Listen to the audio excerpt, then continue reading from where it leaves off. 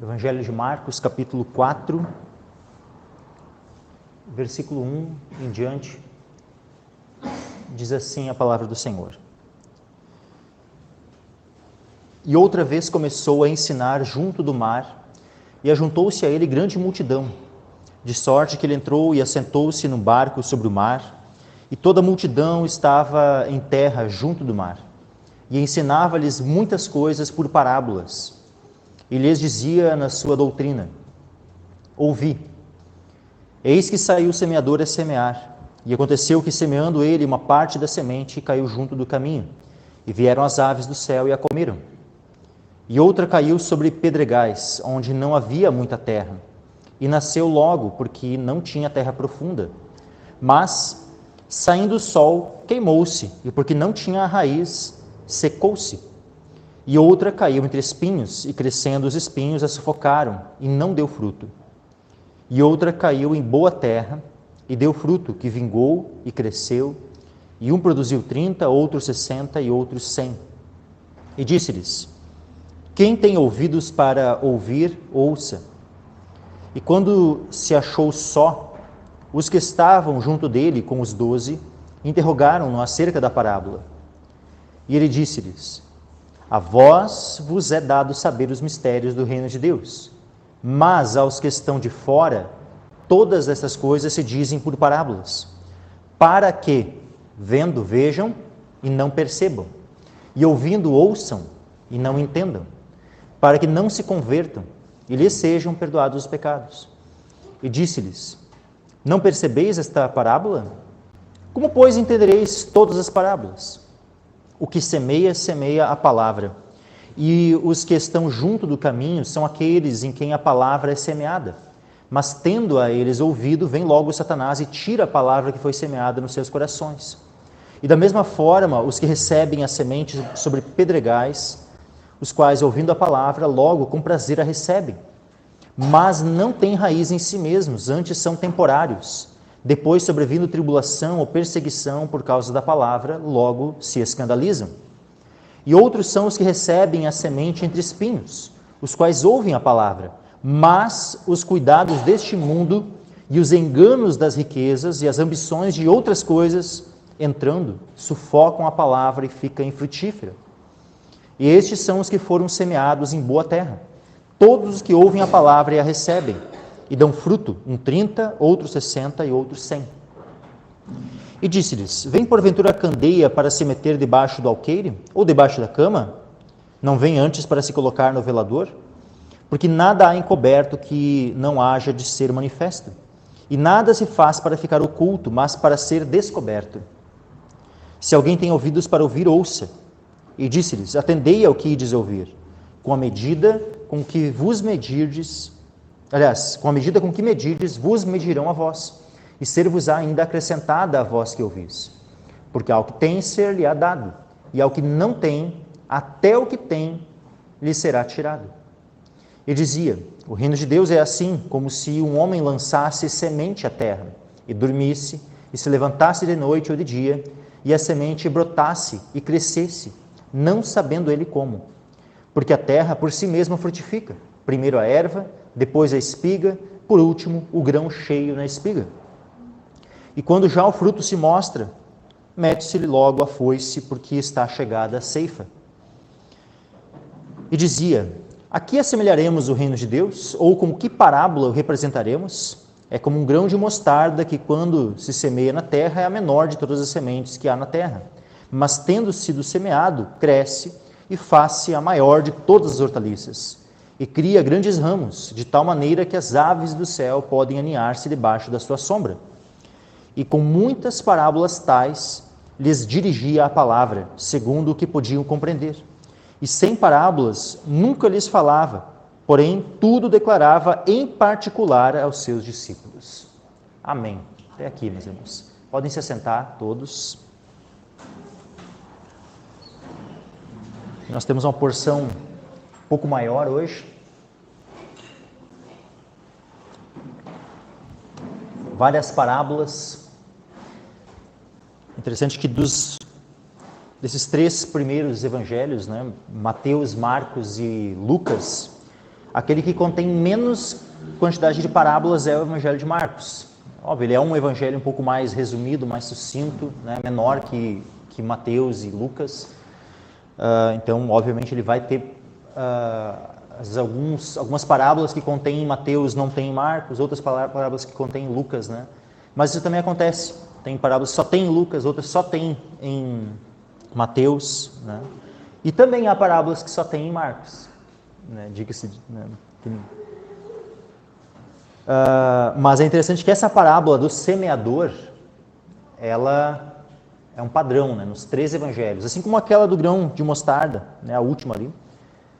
Todas essas duas, especialmente essas duas, elas são um padrão nos 3 evangelhos conhecidos como sinóticos, né.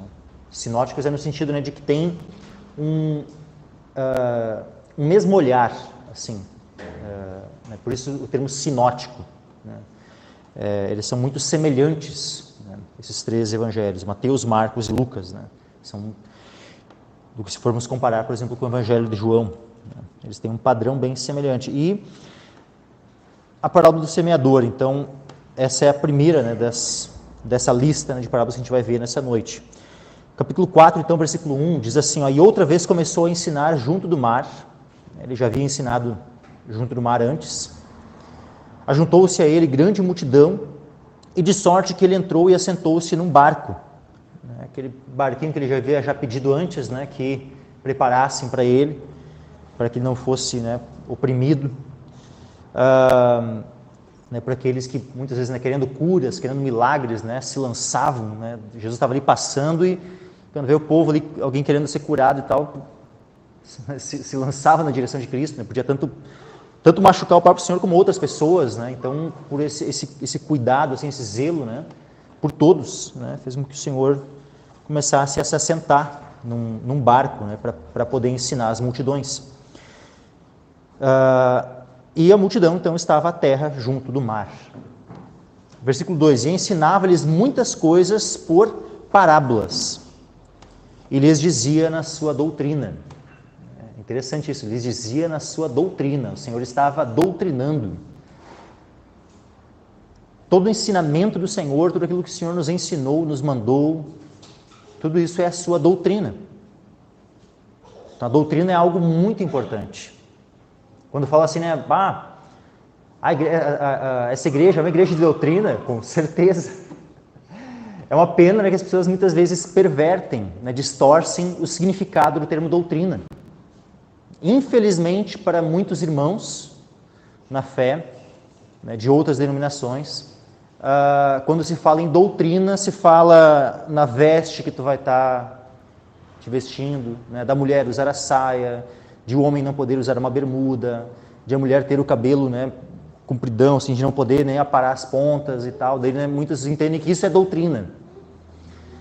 Se for considerar como doutrina humana, né, ou doutrina de homens, até ok, podemos, né, chamar de doutrinas. São as doutrinas. Aqui tem doutrinas de homens, né? Aqui a gente busca não ter, né? A gente procura não ter. A gente tem um zelo, né, para que a doutrina que seja ensinada seja a doutrina da Escritura. E se há alguma doutrina humana, que Deus abra os nossos olhos, né, e possamos abandonar qualquer doutrina humana e permanecer só com a doutrina bíblica, com a doutrina do Senhor Jesus. Mas Jesus, então, né, ensinava-lhes muitas coisas por parábolas e lhes dizia na sua doutrina. Ouvi. Percebam uma coisa, né? Jesus, ele começa chamando a atenção. Ouvi. Ele dá uma ordem, né?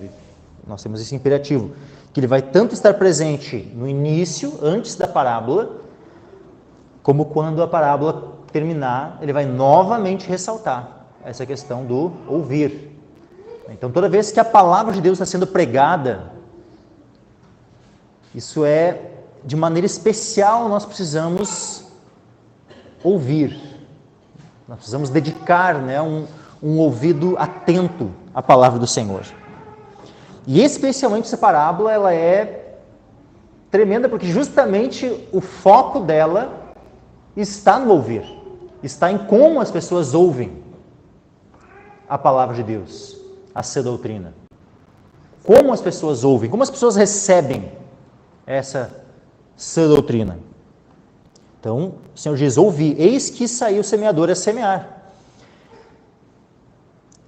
E aconteceu que, semeando ele, uma parte da semente caiu junto do caminho.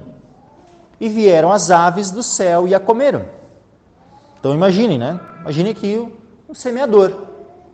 Um homem está ali com uma bolsa cheia de sementes e sai a semear. Está caminhando, está indo para o local onde vai semear, uma parte da semente caiu à beira do caminho, junto do caminho, vem as aves do céu a comer. Outra caiu sobre pedregais, onde não havia muita terra, e nasceu logo, porque não tinha terra profunda.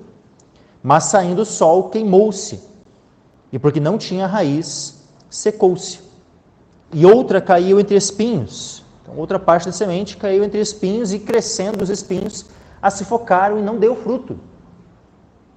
E outra caiu em boa terra, e deu fruto, que vingou e cresceu. E um produziu 30, outro 60 e outro 100. Então, essa última parte da semente, né, que o semeador, quando ele encontrou aquele campo, né, já preparado, arado, né, pronto para receber a semente, né, ele semeia, né, uma semente produz 30, outra 60, outra 100. E aí ele finaliza a parábola dizendo, e disse-lhes, quem tem ouvidos para ouvir, ouça. Muitos têm ouvidos, mas não ouvem de maneira apropriada a palavra de Deus. É como se ela entrasse por um ouvido e saísse pelo outro. Quem tem ouvidos para ouvir, ouça. Muitos ouvem, mas não entendem o que estão ouvindo. Não compreendem. Mas quem tem ouvidos para ouvir, ouça. E aí, nós temos aqui então a parábola. E se parasse por aqui, a gente já leu aqui a interpretação da parábola, mas se simplesmente nós ouvíssemos essa história, né, de um homem que saiu a semear, uma parte caiu à beira do caminho, outra parte caiu entre pedregais, outra parte caiu entre espinhos, e outra parte caiu numa boa terra. Né, será que todos nós já de pronto saberíamos interpretar essa parábola? Será que todos nós estaríamos já não, é óbvio, né, que tudo, né, cada detalhe da parábola eu já sei do que está se tratando. Será, né? Que seria assim, né, os próprios discípulos que estavam com o Senhor ali, que já, né, andavam, né, com o Senhor há bastante tempo já, ouviram a parábola e aí? O que significa isso?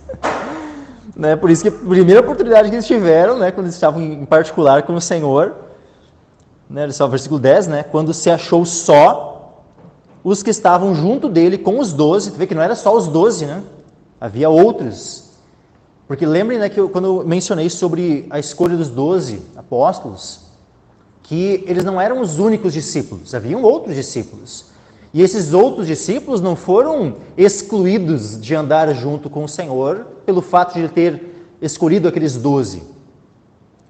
Haviam vários outros discípulos que continuaram andando junto. Né? Onde é que o Senhor estava, tinham vários indo junto. Tanto é que dentre esses outros que continuaram seguindo o Senhor, é onde lá em Lucas nós vemos ele escolhendo mais 70 para enviar. Né? Então, haviam muitos que seguiam o Senhor. E desses, né, estavam aqui, juntamente com os 12, e interrogaram-no acerca da parábola. Queriam saber o que significava essa parábola. E ele disse-lhes, a vós vos é dado saber os mistérios do reino de Deus, mas aos que estão de fora, todas essas coisas se dizem por parábolas.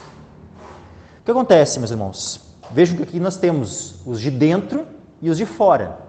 Quem são os de dentro? É aqueles que já fazem parte do reino de Deus. Os de fora são aqueles que não fazem parte do reino de Deus. O que mudança ocorre? O que faz a diferenciação entre alguém ser de fora ou de dentro? O que faz alguém fazer parte do reino de Deus, entrar no reino de Deus, ou não fazer parte desse reino e não poder entrar nele ainda? É uma experiência, meus irmãos, chamada novo nascimento. Aquele que nasce de novo faz parte, passa a fazer parte do reino de Deus. Aqueles que não nasceram de novo ainda, vamos ver aqui o que Jesus fala sobre o novo nascimento e o reino de Deus. João, capítulo 3, versículo 1 em diante, diz assim, Evangelho de João, capítulo 3, versículo 1 em diante. E havia entre os fariseus um homem chamado Nicodemos, príncipe dos judeus. E este foi ter de noite com Jesus e disse-lhe, Rabi, bem sabemos que és mestre vindo de Deus, porque ninguém pode fazer esses sinais que tu fazes, se Deus não for com ele. E Jesus respondeu e disse-lhe, na verdade te digo que aquele que não nascer de novo, não pode ver o reino de Deus. Está dizendo que tu, o Nicodemos está dizendo, bem sabemos, ou seja, nós temos visto, que tu és um mestre vindo de Deus. Jesus disse, para só um pouquinho. Quem não nasceu de novo não pode ver nada, tá? Quem não nasceu de novo não pode ver o reino de Deus. Aquele que não nascer de novo não pode ver o reino de Deus. Disse-lhe Nicodemos, como pode um homem nascer sendo velho? Pode, porventura, tornar a entrar no ventre de sua mãe e nascer? Jesus respondeu, na verdade te digo que aquele que não nascer da água e do Espírito não pode entrar no reino de Deus. Então, veja, para que alguém faça parte, entre no reino de Deus, precisa nascer da água e do Espírito. A água que aponta para a palavra de Deus. A palavra de Deus que nos é pregada, o Evangelho, que nos lava, que nos santifica. E o Espírito é o Espírito Santo, que nos regenera, que nos convence. Quando a palavra está sendo pregada, desperta a fé em nossos corações. Então, quando a palavra vem, entra em nossos corações, pelo poder do Espírito Santo, e nós, então, cremos, nesse dia nós nascemos de novo. E aí passamos a entrar no reino de Deus, fazer parte desse reino. E não estamos mais do lado de fora, mas estamos dentro. E aí, voltando aqui, vejam, aqueles que estavam próximos de Cristo, interessados e tal, esses já tinham nascido de novo. Esses já faziam parte do reino de Deus. Mas muitos daquelas multidões eram aqueles que Jesus, lá no Evangelho de João, também novamente, Evangelho de João,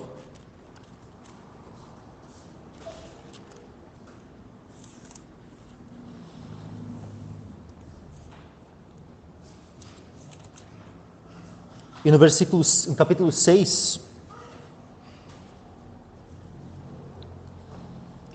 versículo 24, vai dizer assim, vendo pois a multidão que Jesus não estava ali, nem os seus discípulos, entraram eles também nos barcos e foram a Cafarnaum em busca de Jesus.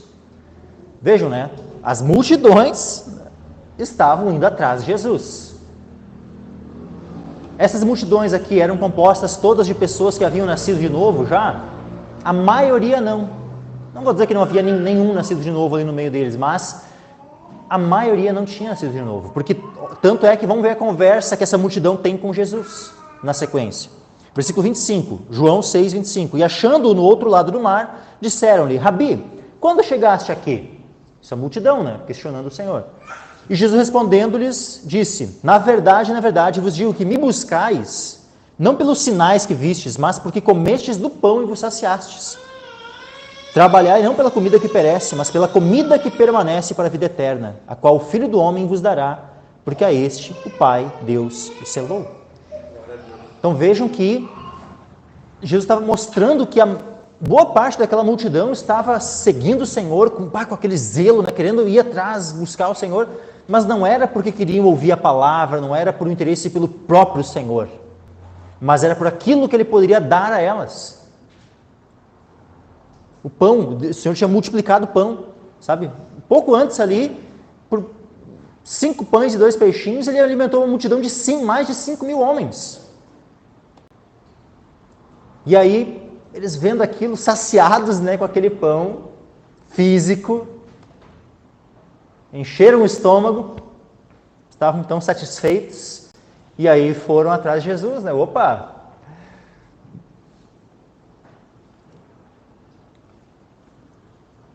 Comida fácil, Vamos, a gente não precisa nem trabalhar, A gente só ia atrás ouvindo ali e a gente vai sendo alimentado. Quanta gente, que gosta de um jeitinho, uma facilidade, uma coisa. O brasileiro, por exemplo, é um povo muito acostumado a isso, né? Aí, o Senhor Jesus, não trabalhai pela comida que perece, mas pela comida que permanece. Se esforcem em vir atrás de mim e me buscar, não por uma comida que perece, não por um pão que vai satisfazer o estômago de vocês, mas se esforcem, trabalhem, né, para me buscar, por causa do pão verdadeiro, vivo, que eu posso dar para vocês, que é o pão vivo que desceu do céu, que vai dar para vocês vida eterna, e não apenas vida aqui e agora. Então vejam que Jesus repreende aquelas multidões. E repreende por quê? Porque eles não estavam interessados na vida eterna, a grande maioria deles. O que mostra que a maioria deles não era composto de pessoas convertidas, que já faziam parte do reino de Deus, por mais que estavam seguindo, indo atrás dele. Então, voltando aqui, Marcos capítulo 4, versículo 11, e ele disse-lhes: a vós vos é dado saber os mistérios do reino de Deus, mas aos que estão de fora, todas estas coisas se dizem por parábolas. Para quê? E aqui nós vemos um objetivo do porquê que o Senhor Jesus estava dizendo, né, ensinando, doutrinando por meio de parábolas. Para que vendo, vejam e não percebam, e ouvindo, ouçam e não entendam, para que não se convertam e lhes sejam perdoados os pecados. E aqui a gente, olha assim, né, chega a dar na mente de alguns, né, dá um bug assim, né, opa, como assim? Será que eu entendi direito? Deixa eu ler de novo. Por quê? Porque eu já cansei de ouvir pastores falando que o objetivo de Jesus usar parábolas era para facilitar o entendimento das pessoas. É porque basta, ele usa um discurso, né, tipo, direto, sobre doutrinário e tal, as pessoas não iam conseguir entender. Mas aí, como ele daí falou por parábolas, né, daí então as pessoas entendiam com mais facilidade. E eu fico assim pensando, né, será que esses pastores que falam essas coisas, eles leram, tipo assim, os evangelhos? Ou eles só tiraram isso da cabeça deles? Com certeza eles tiraram isso da cabeça deles, sabe? Porque o texto é muito claro, e não é só em Marcos. Se a gente for ler em Mateus, se a gente for ler em Lucas, todos os evangelhos, quando Jesus fala do propósito, do porquê ele estava falando em parábolas, ele deixa claro que o objetivo não era para facilitar o entendimento. Não era. Tanto é que os próprios discípulos, que já estavam acostumados ao discurso dele, não entendem a parábola e chegam para perguntar para ele. E ele, em particular, revela, esclarece o significado para eles. Mas aos que estão de fora, ficaram apenas com a parábola, sem a explicação do significado da parábola. Para que vendo, vejam e não percebam, e ouvindo, ouçam e não entendam, para que não se convertam e lhes sejam perdoados os pecados. Daí a gente diz, opa, mas peraí, como assim? Para que não se convertam. Mas o objetivo do Senhor não era a conversão das pessoas, não era a salvação. Só que, qual é o ponto, meus irmãos? Já havia sido dada a oportunidade a todas aquelas pessoas. E eles não haviam se arrependido. Eles não haviam crido. Uma vez que eles estavam duros de coração para com a mensagem do Senhor, então eles endureceram o coração, então o Senhor agora endurece. Lembra que lá o faraó, que ora o faraó endurece o próprio coração, mas tem vezes que diz que Deus endureceu o coração de faraó. É de maneira semelhante ao que está acontecendo aqui. Então, tem pessoas que acham assim, não, teremos oportunidade, né, de encontrar o Senhor, de ser salvo até o último segundo de vida. Será que é assim? Lá em Isaías tem um texto que diz assim, buscai ao Senhor enquanto se pode achar, enquanto Ele está perto. Isso significa que não é sempre que a pessoa vai ter oportunidade, até o resto da vida, indeterminadamente. Não funciona assim. Biblicamente, nós formos olhar, não é assim. Não é até o fim da vida, até o último segundo, sempre teremos oportunidade de salvação. Algumas pessoas é dada a oportunidade, e uma vez sendo rejeitada a proposta do Evangelho, a oferta do Evangelho, não necessariamente vai ser estendida a outra oportunidade. Nem todos terão uma segunda chance. Quantos ouviram o Evangelho apenas uma vez, rejeitaram e depois disso nunca mais tiveram uma segunda oportunidade de ouvir? Essa é a realidade de muitas pessoas nessa terra, meus irmãos. Então, o que isso demonstra para nós? Que nós não devemos postergar o arrependimento. Nós não podemos deixar mais para frente, né, o crer, o se entregar ao Senhor, o receber a Cristo e o se render a Ele. Nós não podemos deixar para depois. Quando eu for mais velho, deixa eu aproveitar um pouco a vida aqui. Né, depois, quando eu for mais velho, eu busco o Senhor. Quantas vezes eu já ouvi esse discurso, meus irmãos? Quantas vezes eu evangelizando alguém, falando a palavra para alguém, né, e sabe, na cara dura, assim, dizendo assim, não é quando eu for mais velho. Quando eu estiver lá, a pessoa chega a descrever, né, quando eu estiver lá, tipo, doente, tipo, ou seja, né, eu tento, né, entregar os restos, né, para o Senhor, assim, sabe. Lógico que ele não usou essa palavra, né, os restos, né, mas é exatamente o que ele estava dizendo. Tipo, deixa eu entregar o vigor da minha vida para Satanás, em serviço ao diabo, e aí, né, se Deus quiser aceitar o refúgio lá no finalzinho, daí eu, né, aí, que bom para mim, né, se Deus aceitar. Tipo, é assim que funcionam as coisas? Aquele que nos criou, que nos dá a vida, que nos dá tudo e nos ofereceu o seu Filho para morrer por nós. E daí a gente, tipo assim, vai tratar assim, né, como se... eu posso desprezar o quanto eu quiser, que eu sempre vou ter, né, a oportunidade. Será que é assim?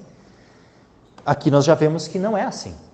Porque aquela multidão que já tinha ouvido várias vezes Jesus falando de maneira bem clara, não se arrependeram.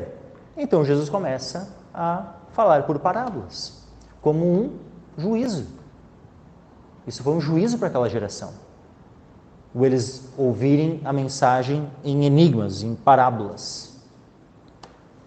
Para que vendo vejam e não percebam, e ouvindo ouçam e não entendam. Para que não se convertam e lhes sejam perdoados os pecados. Vamos abrir ali em Mateus. Evangelho de Mateus, capítulo 13.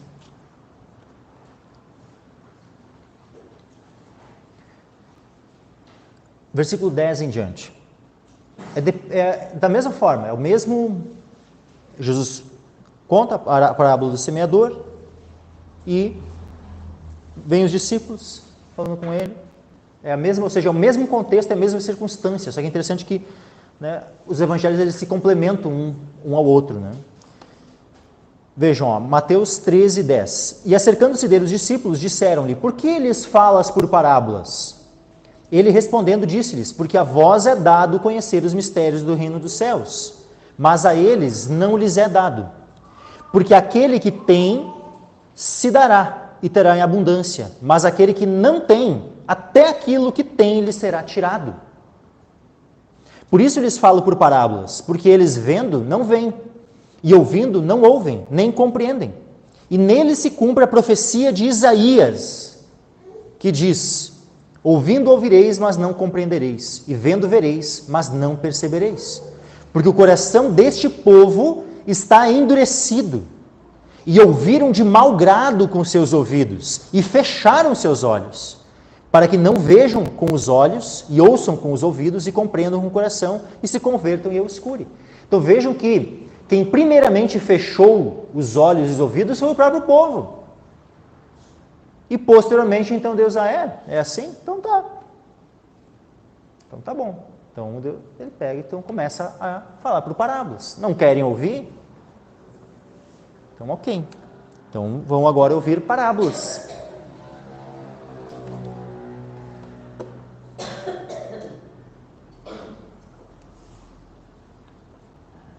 Voltando lá para Marcos capítulo 4, versículo 13.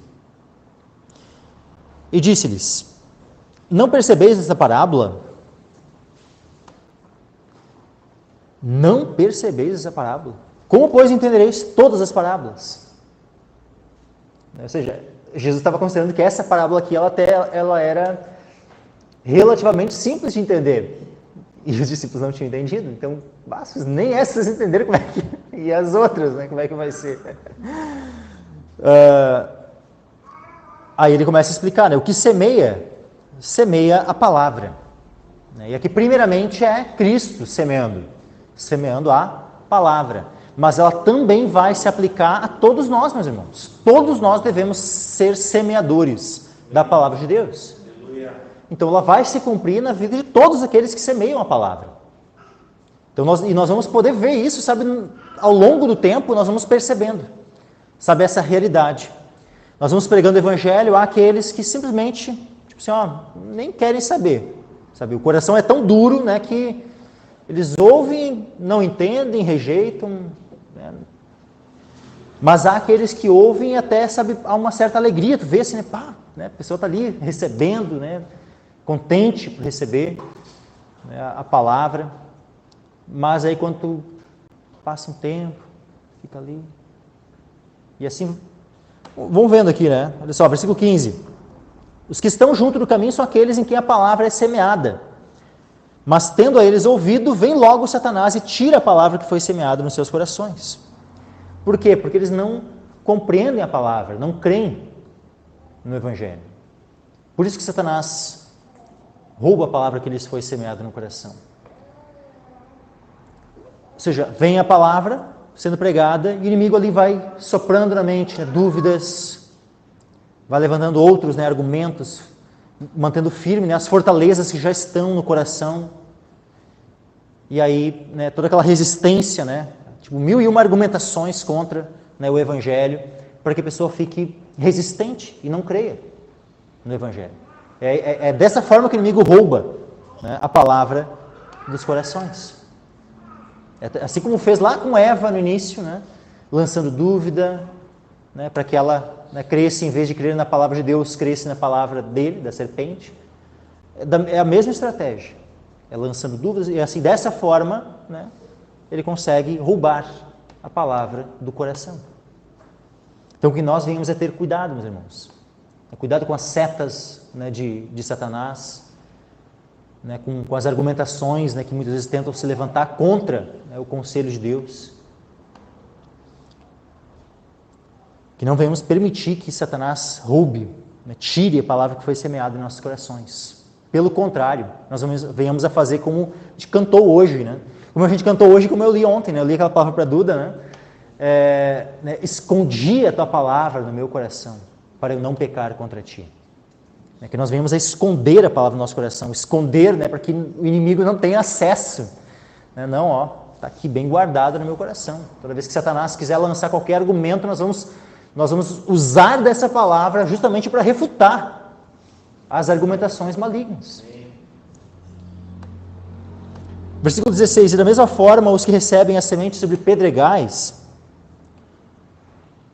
os quais ouvindo a palavra, logo com prazer a recebem. Vejam, tem pessoas que recebem a palavra com alegria, e tu vê assim, né, está ali pregando, e a pessoa está alegre, está contente, parece, sabe que, essa pessoa vai se converter, essa pessoa vai ser grande obra na vida dela. E aí tu vê assim que é uma coisa bem temporária, acontece qualquer coisinha assim, já some, nunca mais vê a pessoa. Sabe, nós já não tivemos contato com pessoas assim, já não investimos tempo, né, em pessoas que nós, né, chegamos a considerar irmãos assim, e que daqui a pouco, né, foi. Surge ali uma situação, surge alguma dificuldade, alguma coisa, e quando vê já... Não tem, 17 diz o porquê, mas não tem raiz em si mesmos, antes são temporários. Depois, sobrevindo tribulação, perseguição, por causa da palavra, logo se escandalizam. Então, o que nós vemos aqui, meus irmãos? Nós precisamos tomar um cuidado, porque a palavra que foi semeada nos nossos corações, ela cria raízes em nós. Que nós venhamos a entender cada vez mais profundamente a palavra do Senhor. Que não seja um entendimento superficial. Nós precisamos compreender a palavra do Senhor. Entender essa palavra. E isso, meus irmãos, não é algo meramente intelectual. Nós vamos precisar ler a Escritura, nós vamos precisar meditar na Escritura, mas tudo isso na dependência do Espírito Santo. Porque é Ele quem vai abrir o nosso entendimento para nós compreendermos as Escrituras. Ele é quem vai iluminar os nossos corações. Então, sem a atuação do Espírito Santo, nós não somos nada, meus irmãos, nós não vamos conseguir. Mas graças a Deus que o nosso Deus é interessado em que cresçamos, em que venhamos a produzir fruto. Glória a Deus. E para isso, a primeira coisa que uma planta precisa é criar raízes. É criar raízes. Então, meus irmãos, na dependência do Espírito Santo, nós vamos, cada vez mais crescer no conhecimento e na graça do nosso Senhor Jesus Cristo, no entendimento do Evangelho. Aí diz assim, versículo 18: e outros são os que recebem a semente entre espinhos, os quais ouvem a palavra, mas os cuidados deste mundo e os enganos das riquezas e as ambições de outras coisas, entrando, sufocam a palavra e fica infrutífera. Aqui, meus irmãos, é um ponto onde nós temos que tomar cuidado, muito cuidado, porque inclusive nós temos denunciado ultimamente, não que não seja algo denunciado há décadas, nós temos falado contra a teologia da prosperidade há muito tempo, eu prego contra essas heresias assim há mais de uma década, pelo menos. Mas é tão triste, nós vivermos num tempo onde existe uma mensagem que se chama de evangelho, mas que está sincretizada, misturada com esses conceitos de os cuidados deste mundo, os enganos das riquezas, as ambições de outras coisas, a chamada teologia da prosperidade, que a gente já tem visto assim, que nem deveria ter esse nome, teologia da prosperidade, porque biblicamente até poderia se entender uma teologia, se teologia da prosperidade quisesse dizer aquilo que biblicamente consta a respeito de prosperidade, e a Bíblia vai falar sobre isso, ok, não seria problema. O problema é que essa teologia chamada teologia da prosperidade, ela é uma teologia da avareza, ela é uma teologia da ambição, é uma teologia voltada para os cuidados deste mundo e o engano das riquezas. É uma teologia de barganha, onde o homem pode negociar com Deus e ele semeia para colher. Acho que até eles tiram essa coisa, essas promessas de riqueza, assim, de que tu dá a tua oferta e Deus vai multiplicar 100 vezes aquilo que tu der. Tipo, essas promessas fúteis que não são bíblicas. Eu creio que de repente seja até uma distorção aqui da parábola do semeador, onde diz que a semente cai no solo bom, produz a 30, 60, 100 por um. Daqui a pouco eles ainda distorcem, provavelmente é uma distorção dessa palavra, tão preciosa. E eles distorcem isso para transformar, esses textos em promessa de riqueza, de investimento. Uma pessoa vai lá e investe em uma bolsa de valores. Aquela ação lá valorizou 10% esse mês. Aí o cara... Aí pensa, a pessoa vai lá, não, vou investir agora no reino de Deus, onde o pastor lá está prometendo que eu vou ganhar 100 vezes mais. Pensa ali, eu ia ganhar 10% só, eu vou ganhar 100 vezes mais. Então, que baita investimento, Quem é que não vai querer investir desse jeito, assim? Mas, veja então que nós viemos a tomar cuidado, meus irmãos, com essas teologias que tem por aí, essas heresias onde tem, conduzido pessoas a um amor pelo dinheiro, e assim, é um problema alguém ter sucesso, alguém prosperar financeiramente? Óbvio que isso não é problema. Nós vemos tantos homens na Escritura, que foram ricos, que foram bem-sucedidos. O problema não está no dinheiro, o problema está no amor ao dinheiro. O problema não está em alguém ser rico, o problema está em alguém confiar nessas riquezas. O problema não está em alguém trabalhar, ter algum negócio e esse negócio prosperar e a pessoa vir a enriquecer. Isso em si não é um problema. Mas agora o problema é eu colocar todo o meu esforço e minha diligência para isso, visando isso. O meu propósito de vida é me tornar alguém rico. Se esse é o meu propósito de vida, toma cuidado, irmão. Tomem cuidado. Porque aqui diz que os que recebem a semente entre espinhos são os que ouvem a palavra, mas os cuidados deste mundo, os enganos das riquezas, vejam, é interessante, né? Não fala assim das riquezas, fala os enganos das riquezas. Porque muitas vezes o pecado ele vai tentar enganar o nosso coração. Ele vai tentar convencer de que aquilo que a gente está fazendo não é errado. De que a intenção que é no nosso coração está tudo tranquilo, de acordo com o princípio da Escritura e tal. Muitas vezes nosso coração vai nos enganar a isso. Vai fazer com que nós achemos que está tudo bem, quando não está. Por isso nós precisamos pedir para Deus sondar os nossos corações. Davi não foi um homem bem-sucedido. Davi não foi um homem rico. Olha a quantidade de talentos de ouro que ele ofertou lá para a construção do templo, né, que o seu filho Salomão iria construir. É toneladas de ouro, meus irmãos. Não é, ou seja, Davi não era nem, daria para dizer assim, não era nem na casa do milhão, tipo um milionário. Davi era um bilionário. Era um rei de Israel e a quantidade de ouro que ele tinha, se você calcular hoje, era na casa do bilhão. Tá? Então ele não era um rei, pouca coisa não, era bem rico. Mas Davi, ele ora ao Senhor. E ele pede para Deus sondar o seu coração. Senhor, sonda-me, me conhece, vê se há em mim algum caminho mau e guia-me pelo caminho eterno. E é a mesma oração que todos nós precisamos fazer, meus irmãos. Pedir para o Senhor sondar o nosso coração e nos conduzir pelo caminho eterno. E se houver algum caminho mau, se houver, sabe, algum engano no nosso coração, que o Senhor nos revele, que o Senhor nos mostre.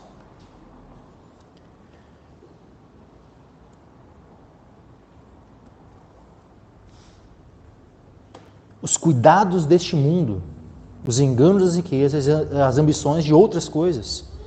É tão tremendo, sabe, porque isso aqui é muito amplo, meus irmãos. Quando fala assim, os enganos das riquezas, ok, é o enriquecer. Só que os outros dois, os cuidados deste mundo. Os cuidados deste mundo, meus irmãos, é tudo aquilo. Pode ser o trabalho. E não é nem o trabalho no sentido de o trabalho para enriquecer com o trabalho. Pode ser só o trabalho, assim, do teu ganha-pão só. Mas ele pode te tomar de tal forma, o teu tempo, a tua mente e tudo, que venha a ser um entrave para o teu crescimento no reino de Deus. Na tua frutificação. Então, às vezes, a pessoa está ali, né? Ali fala do engano das riquezas, ok. Mas pode ser, às vezes, o problema de um outro irmão, ele nem tem interesse em nenhum, de fato. E ele é sincero quando diz, não, eu não quero enriquecer. Ok. Mas, às vezes, ele está tão empenhado nas coisas deste mundo, né? Nos cuidados deste mundo.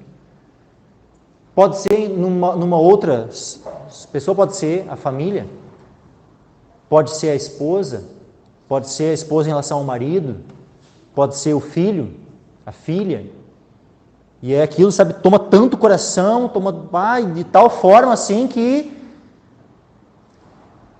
o tempo que deveria se dedicar ao Senhor, né, acaba todo sendo direcionado ou ao esposo, ou à esposa, ou ao filho, à filha.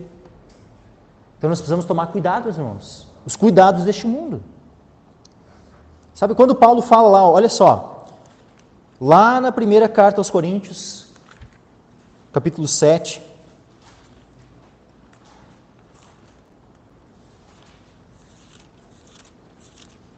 primeira carta aos Coríntios, capítulo 7, versículo 32. 1 Coríntios 7, 32, diz assim, e bem quisera eu que estivesseis sem cuidado. Sem cuidado o quê? Os cuidados deste mundo, tá? Bem quisera eu que estivesseis sem cuidado. O solteiro cuida das coisas do Senhor, em como há de agradar ao Senhor. Mas o que é casado cuida das coisas do mundo, em como há de agradar a mulher. Ou seja, são os cuidados deste mundo. Isso em si é pecaminoso? Não. Em si mesmo, os cuidados do mundo não são pecaminosos, assim como a riqueza em si mesma não é errado, não é um pecado. Mas agora, a riqueza ela pode ter um engano, de um amor ao dinheiro, de uma busca em enriquecer, que a palavra daí sim vai colocar como como algo pecaminoso. E assim como os cuidados deste mundo, eles podem tomar uma proporção em nosso coração e na nossa vida, que aquilo que não era em si mesmo pecaminoso passa a ser, porque nós colocamos aquilo em primeiro. Então nós precisamos tomar cuidado, meus irmãos, e sondar os nossos corações, sondar, sabe, a nossa vida e pedir para Deus nos ajudar nisso. Porque nós sozinhos, muitas vezes, nós não vamos conseguir chegar bater o martelo se estamos errados ou não, se estamos pecando ou não. Mas Deus vai te mostrar. Se tu sinceramente buscar o Senhor, Ele vai te mostrar. Bem quiser eu que estivesse sem cuidado. O solteiro cuida das coisas do Senhor, em como há de agradar ao Senhor. Mas o que é casado cuida das coisas do mundo, em como há de agradar a mulher. Há diferença entre a mulher casada e a virgem. A solteira cuida das coisas do Senhor, para ser santa, tanto no corpo como no espírito. Porém, a casada cuida das coisas do mundo, em como há de agradar ao marido. E esse agradar ao marido, agradar a esposa, ou agradar os filhos, isso pode ser algo que toma uma proporção além do que convém. E nós precisamos tomar cuidado com isso, meus irmãos. Precisamos buscar em Deus um equilíbrio. E a gente vai encontrar esse equilíbrio pela Escritura, meus irmãos. Por isso, medita na Escritura, para tu entender como é que tem que viver a vida comum do lar. Com a tua esposa, com o teu marido, com os teus filhos, os filhos com os pais, e assim por diante. E em todas as coisas, no trabalho, como é que é essa questão do trabalho, e em todas as coisas, todos os aspectos da nossa vida. Tu vê as ambições de outras coisas, fala ali também. As ambições de outras coisas podem ser, eu tenho o desejo de ser um grande erudito, né? Então eu vou lá, eu começo, né? Eu faço uma faculdade, eu faço um mestrado, eu faço um doutorado, um pós-doutorado, depois faço uma outra faculdade. E aí, ou seja, a ambição por outras coisas. Eu estou tão querendo, sabe, né? Ser um doutor e tal. Que daí eu começo a investir tanto tempo, sabe? E daqui a pouco, um tempo que eu poderia estar investindo, né? Num crescimento, sabe? Da minha alma diante do Senhor, minha devoção ao Senhor, a evangelização de almas que estão indo para o inferno, mas que poderiam, né, se eu fosse zeloso em semear na vida delas, né, poderiam ter a chance de ir para o céu. Aí eu estou negligenciando tudo isso. Está certo viver dessa forma? Não está certo.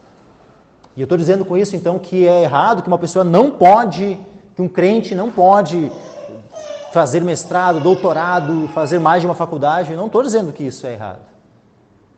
Estou dizendo que isso pode ser errado, se isso for a prioridade e o propósito de vida da pessoa. E se isso impedir a pessoa de frutificar no reino de Deus. Então nós precisamos sondar, sabe, para ver se determinadas coisas da nossa vida não estão sendo um impedimento para a nossa frutificação. É isso. Se não está impedindo, tem pessoas que sabem que vão... Tem pessoas, meus irmãos, que vão conseguir fazer muita coisa e isso não vai impedi-las de frutificar. E tem outros que fazendo metade, às vezes né, não consegue, aquilo já é um impedimento. Então cada um tem uma medida diferente. Não há uma regra, um padrão específico, né? Mas Deus, Ele pode te revelar, te mostrar. E por último, versículo 20, estes são os que foram semeados em boa terra. Todos que ouvem a palavra e a recebem. Um dos outros evangelhos também vai dizer assim, aí, a compreendem, né, a entendem.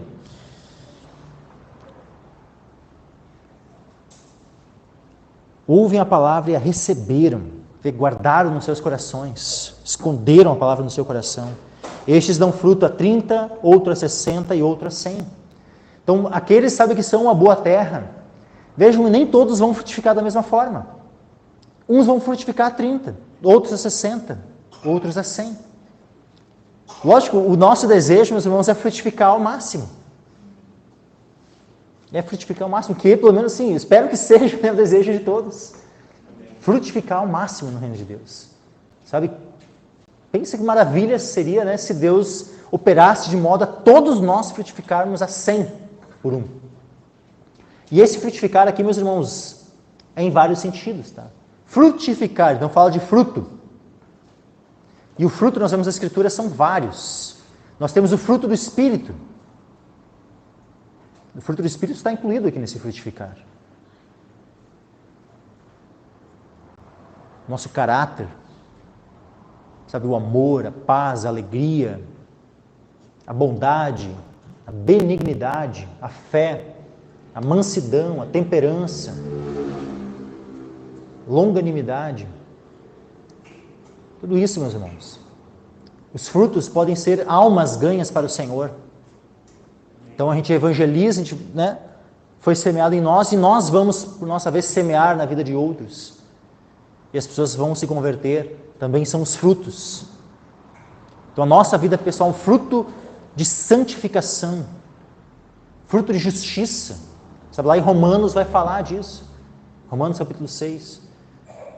Então a nossa obediência são frutos dados ao Senhor. Quanto mais obedientes nós somos ao Senhor, quer dizer que nós estamos frutificando mais.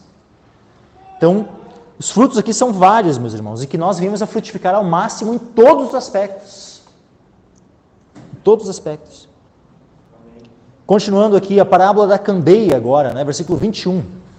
E disse-lhes, vem porventura a candeia para se meter debaixo do alqueire? Ou debaixo da cama? Não vem antes para se colocar no velador? O que é essa candeia que está falando aqui, meus irmãos? A candeia somos nós. Em Mateus capítulo 5, Jesus fala assim, vós sois a luz do mundo. Não se pode esconder uma cidade edificada sobre um monte, nem se acende a candeia e se coloca debaixo do alqueire, mas no velador e dá a luz a todos que estão na casa. E o André leu hoje, lá no Salmo, olha que tremendo aquele Salmo 18, que lemos no início do culto. Foi interessante, porque agora a gente está lendo os Salmos em ordem, então não foi um Salmo assim que eu pedi especificamente, para que... Não, era só o Salmo do dia, da ordem, mas que tinha ali essa palavra, convergindo de maneira tão tremenda. Salmo 18, versículo 28. Olha só, Davi orando ao Senhor. E olha o que Davi fala ao Senhor, porque tu acenderás a minha candeia. O Senhor, meu Deus, iluminará as minhas trevas. Olha que coisa tremenda, meus irmãos. Todos nós um dia estávamos em trevas, até que veio o Evangelho. E o Senhor enviou alguém que pregasse o Evangelho a nós. Nós recebemos a palavra do Senhor, o Espírito Santo atuou em nossos corações e Ele acendeu a nossa candeia. O Senhor, Ele mesmo, iluminou as nossas trevas. Iluminou as trevas que havia em nossos corações e nossas mentes. Resplandeceu o Evangelho, a luz da glória de Cristo. Resplandeceu em nossos corações. Mas agora, uma vez que nós somos essa candeia acesa, que recebemos a palavra do Senhor, que nos convertemos, que nascemos de novo, como é que é? Nós vamos agora então ficar escondidinhos debaixo da cama? Vamos ficar debaixo do alqueire? Ou nós vamos nos colocar em situações para poder iluminar ao máximo? Pega uma lâmpada, e coloca ela num local mais embaixo, assim, e tal, Ela ilumina da mesma forma como quando tu coloca ela bem no meio do teto, assim, e tal. Ilumina da mesma forma? Não é da mesma forma. Tem locais mais apropriados para um objeto luminoso ser colocado e poder iluminar de maneira melhor o ambiente. Significa que nós, meus irmãos, devemos perceber as oportunidades e usar cada oportunidade que nós temos para iluminar o máximo que pudermos. Então, lembrem, não se coloquem debaixo do alqueire ou debaixo da cama. Não se escondam. Pareçam. Levem a mensagem do Evangelho adiante. Percebam as oportunidades e aproveitem as oportunidades para ser luz, para iluminar, para falar da palavra de Deus, que é luz. Porque nada há encoberto que não haja de ser manifesto, e nada se faz para ficar oculto, mas para ser descoberto. Isso aqui, meus irmãos, está falando justamente do Evangelho que foi anunciado. Só deixa eu abrir com os irmãos aqui. Só mostrar aqui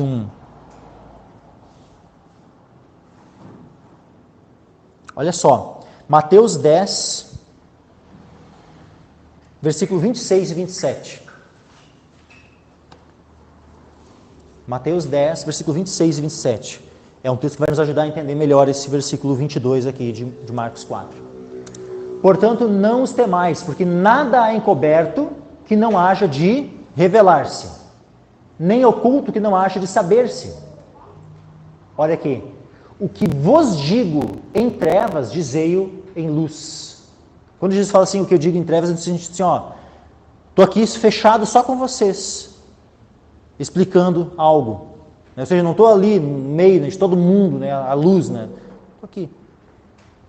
O que eu vos digo em trevas, dizei-o em luz. O que escutais ao ouvido, pregai-o sobre os telhados. Ou seja, aquilo que eu estou explicando para vocês, o sentido das parábolas, tal, só que em particular, sozinho com vocês, preguem depois isso, a luz para todos, em cima dos telhados, ou seja, né, de maneira que chame o máximo de atenção, que possa alcançar o maior número de pessoas possível. Então, voltando lá para Marcos 4, 22, né, porque nada há encoberto que não haja de ser manifesto. Ou seja, mesmo, né, o sentido das parábolas, que naquele momento estava ali restrito aos discípulos, depois era para eles anunciarem, para todos. E era para ser manifesto. Nada se faz para ficar oculto. Então ele não estava ali falando de maneira particular com eles, só para ficar, daí guardem esse segredo para vocês, tá? Não, depois ia ter um momento onde eles iriam falar para todos. Tanto é que chegou até nós. Chegou até nós aqui. Então vejam, né? Não era para ficar oculto lá, a explicação lá para eles só e morrer lá. Não. Era para ser descoberto. 23, se alguém tem ouvidos para ouvir, ouça. E disse-lhes, atendei ao que ides ouvir. Com a medida com que medirdes, vos medirão a vós, e ser-vos ainda acrescentada a vós que ouvis. Porque ao que tem, ser-lhe-á dado, e ao que não tem, até o que tem, lhe será tirado. Vamos abrir ali em Mateus 13, versículo 12.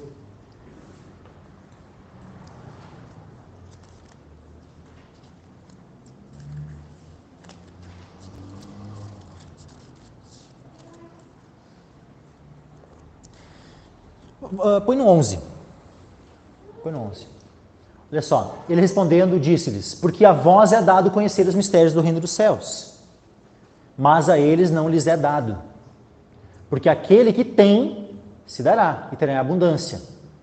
Mas aquele que não tem, até aquilo que tem, lhe será tirado.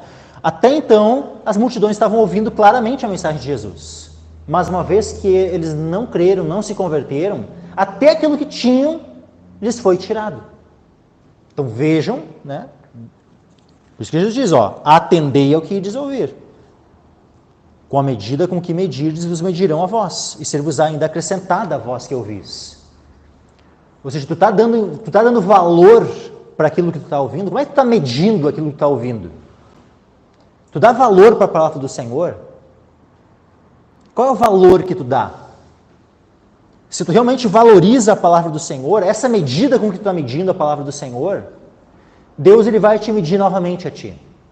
E uma vez que ele percebe que tu valoriza a palavra dele, então ele vai te acrescentar mais. Mais ainda, ser-vos ainda acrescentada a vós que ouvis. Mas agora aqueles que ouvem e não dão valor ao que ouvem, até aquilo que tem, lhes é tirado. Que aconteceu com aquele povo. Por isso que Jesus começou a falar em parábolas para eles, sem explicação. Porque até aquilo que tinham lhes foi tirado. Porque ao que tem seria dado. E ao que não tem, até o que tem lhe será tirado. 26. E dizia, o reino de Deus é assim, como se um homem lançasse a semente à terra, e dormisse e se levantasse de noite ou de dia, e a semente brotasse e crescesse, não sabendo ele como. Porque a terra por si mesma frutifica. Primeiro a erva, depois a espiga, por último o grão cheio na espiga. E quando já o fruto se mostra, mete-se logo a foice, porque está chegada a ceifa. E aqui, meus irmãos, é uma parábola que ela pode ser aplicada de duas formas. Primeiro, em relação ao reino de Deus, como um todo. Então, o reino de Deus é comparado, né, como um homem que lança semente à terra. Esse homem é Jesus Cristo. Aleluia. Glória a Deus. Lançou a semente à terra. E aí, simplesmente, né, vai passando o tempo, vai passando aí os séculos, né, os milênios, né, e o seu reino, né, ele vai crescendo, começa, né, brota, cresce, terra, né, frutifica, primeiro a erva, depois a espiga, por último o grão cheio na espiga, e esse grão cheio na espiga é quando chegar a consumação dos séculos, quando chegar o fim do mundo, né, e chegar a ceifa. Né? Quando nós lemos, por exemplo, lá em Apocalipse 14,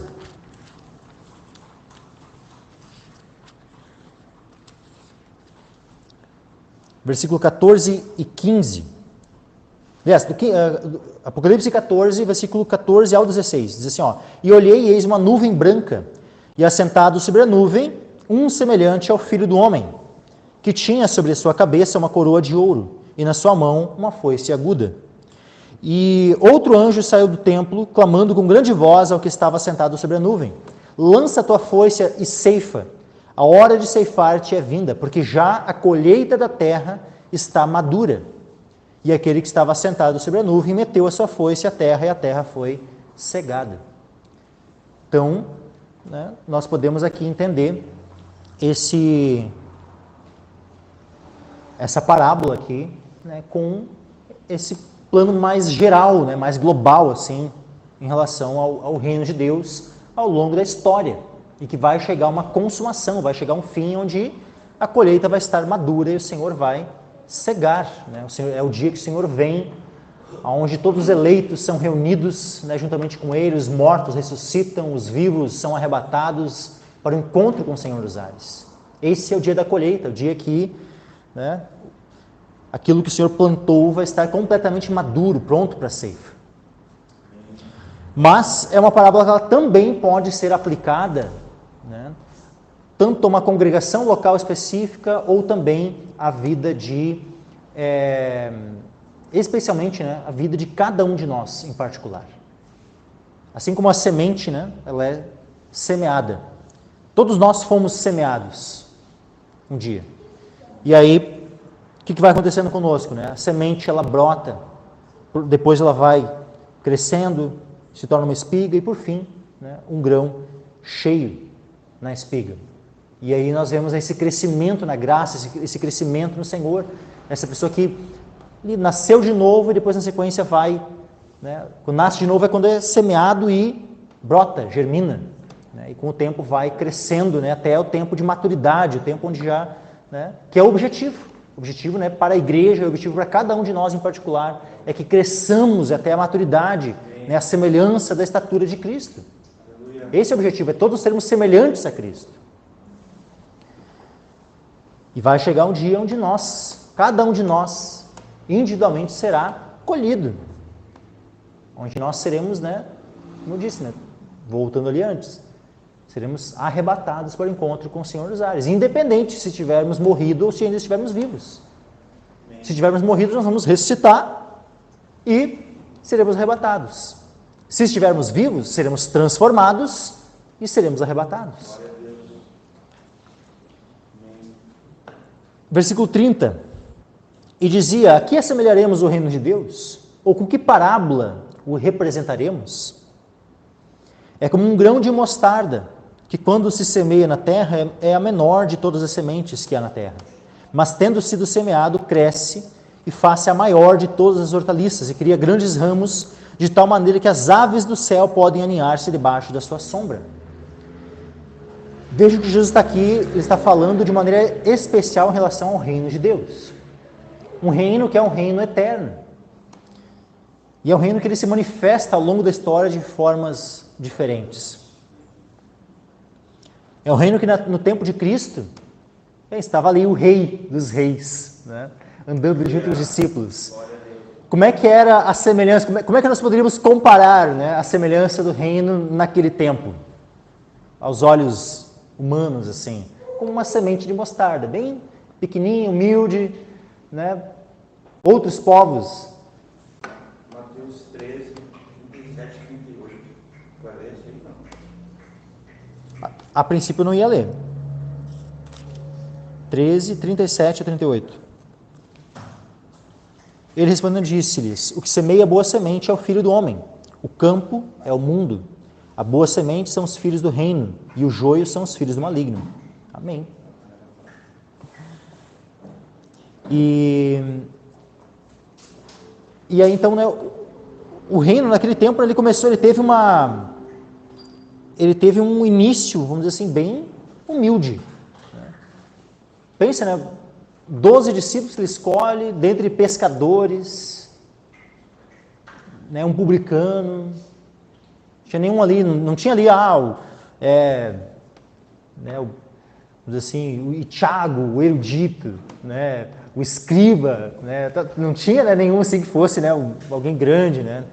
Aí o fulano, que era membro do Sinédrio, não tinha nenhum, né, que tivesse lá, né? Não, aquele ali, né, também, né, tipo, tudo, né, gente humilde e tal, né, eram aqueles que o Senhor Jesus usou, né, para dar início, né, ali a aquele estágio, né? E então foi um início humilde. Só que como é que vai, por fim, sobre essa terra será o reino de Deus? O reino de Deus, por fim, meus irmãos, vai ser um reino que vai englobar o mundo inteiro. O Senhor, ele comparou, a gente vê assim, tanto a Assíria, o reino da Assíria, né, que dominou boa parte do mundo no seu tempo, foi comparado a uma árvore, no qual aves, né, se aninhavam, os animais estavam debaixo dela. Pois Nabucodonosor tem um sonho, lá em Daniel capítulo 4, ele teve um sonho, e diz assim, Daniel 4, versículo 10, eis, pois, as visões da minha cabeça, estando eu na minha cama, eu estava assim olhando e vi uma árvore no meio da terra, cuja altura era grande. Crescia esta árvore e se fazia forte, de maneira que a sua altura chegava até ao céu, e era vista até os confins da terra. A sua folhagem era formosa, o seu fruto abundante, e havia nela sustento para todos debaixo dela. Aliás, debaixo dela os animais do campo achavam sombra, e as aves do céu faziam morada nos seus ramos, e toda a carne se mantinha dela. Então vejam que, né, tanto o reino da Assíria como o reino aqui de Babilônia, eles são comparados a uma árvore cujas aves vêm e se aninham nos seus ramos. Ou seja, um reino que englobava, né, o mundo conhecido ali, daquele tempo, o mundo civilizado.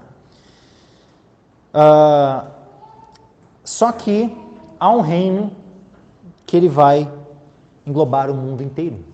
E esse reino é o reino de Cristo. Nós temos uma profecia já em relação a isso, e com certeza Jesus ele está fazendo referência a essa profecia de Ezequiel, capítulo 17. Ezequiel 17, versículo 22 a 24, diz assim, Ezequiel 17, 22 a 24, assim diz o Senhor Deus, também eu tomarei um broto do topo do cedro, e o plantarei, do principal dos seus renovos cortarei o mais tenro, e o plantarei sobre um monte alto e sublime.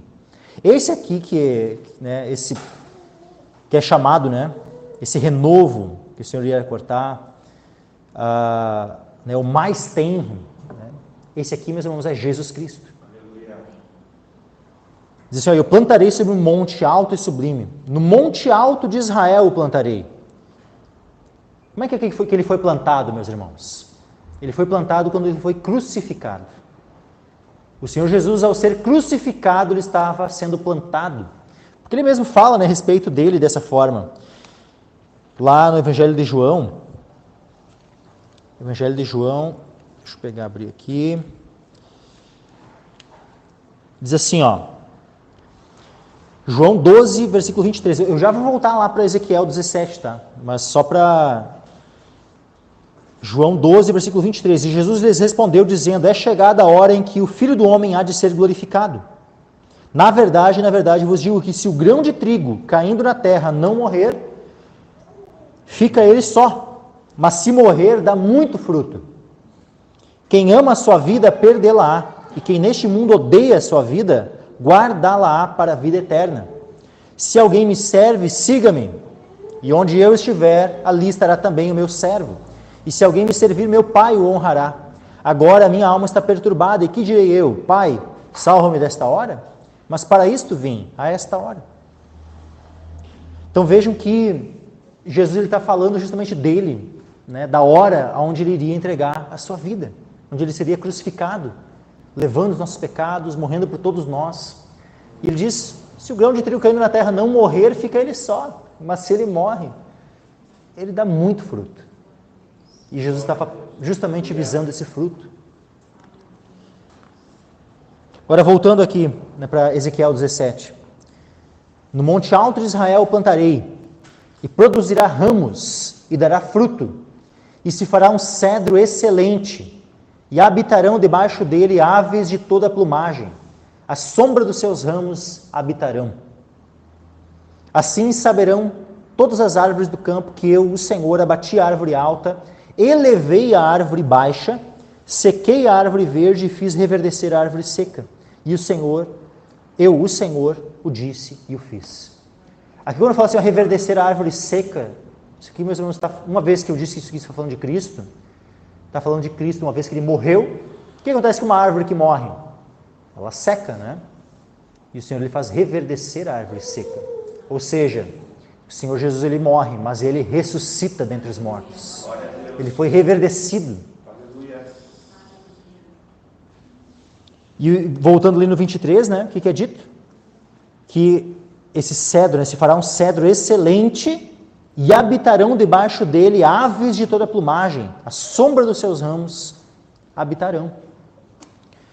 E agora ali em Marcos, né, o Senhor Jesus diz que o reino dos céus é como um grão de mostarda que se semeia na terra, é menor das sementes que é na terra, mas uma vez semeado, cresce, faz-se maior de todas as hortaliças e cria grandes ramos, de tal maneira que as aves do céu podem aninhar-se debaixo da sua sombra. Então ele está fazendo referência, sabe, tu vê, essas aves do céu que vêm e se aninham justamente a esses, tanto aos reinos que vinham antes, que sempre tinha referência às aves do céu se aninhando nos seus ramos, mas o reino de Deus, o reino de Cristo, que vai, quando ele voltar, né, ele vai reinar sobre todo o mundo. E as nações, né, que estarão debaixo do seu senhorio, debaixo da sua autoridade, são comparadas aqui a essas aves do céu que vêm aninhar-se debaixo da sua sombra. E com muitas parábolas tais, lhes dirigia a palavra, segundo o que podiam compreender. Vejam, segundo o que podiam compreender. Ou seja, aqueles a quem não era dada a compreensão, eles só falavam por parábolas. Aqueles que podiam compreender, a quem foi dado, né, a compreensão, ele explicava em particular o sentido das parábolas, conforme o que cada um podia compreender, conforme o que foi dado a cada um que compreendesse. E sem parábolas nunca lhes falava, porém tudo declarava em particular aos seus discípulos. Então aqui nós temos, né, a explicação do porquê das parábolas. Tudo ele explicava, né, em particular para os discípulos. Então os discípulos, a eles era dado a compreensão de cada uma das parábolas. E que nós venhamos então, meus irmãos, a dar valor àquilo que nós ouvimos, meus irmãos, da palavra de Deus. Que nós venhamos, sabe, a valorizar o privilégio que nós temos de ter a Escritura em nossa língua. Quantos povos, quantas línguas existem na Terra que ainda não têm uma tradução da Escritura para a sua língua? Tem povos que não têm, meus irmãos. A Bíblia não foi traduzida para todas as línguas que existem. Nós temos o privilégio de termos a Escritura em nossa língua, de podermos lê-la, de podermos, sabe, meditar nela, e que venhamos a usar bem desse privilégio, meus irmãos. Da mesma forma como os discípulos, né, podiam perguntar ao Senhor a explicação das parábolas, quem de nós, meus irmãos, aqui não tem acesso ao Senhor? Alguém não tem acesso ao Senhor? Meus irmãos, nós todos temos. Todos nós podemos orar ao Senhor, podemos pedir ao Senhor. Quando nós não entendemos algo, nós podemos pedir ao Senhor, me ajuda a entender. Que tu faça mais essa oração. Está em dúvida. Lógico que nós podemos, né, nos ajudar uns aos outros, devemos nos ajudar uns aos outros à compreensão da Escritura. Mas que jamais nos esqueçamos de que, principalmente, de quem nós devemos depender para entendermos a Escritura é do próprio Deus, é do próprio autor. E nós temos acesso a Ele em oração. Assim como os discípulos podiam chegar em particular a Jesus, Senhor, nos explica essa parábola, nos ajuda a entender. Nós hoje podemos também, meus irmãos, pedir ao Senhor, Senhor, me ajuda a entender. Não estou entendendo essa passagem aqui, me dá a compreensão. E nós venhamos a orar e pedir a compreensão ao Senhor. Amém, meus irmãos?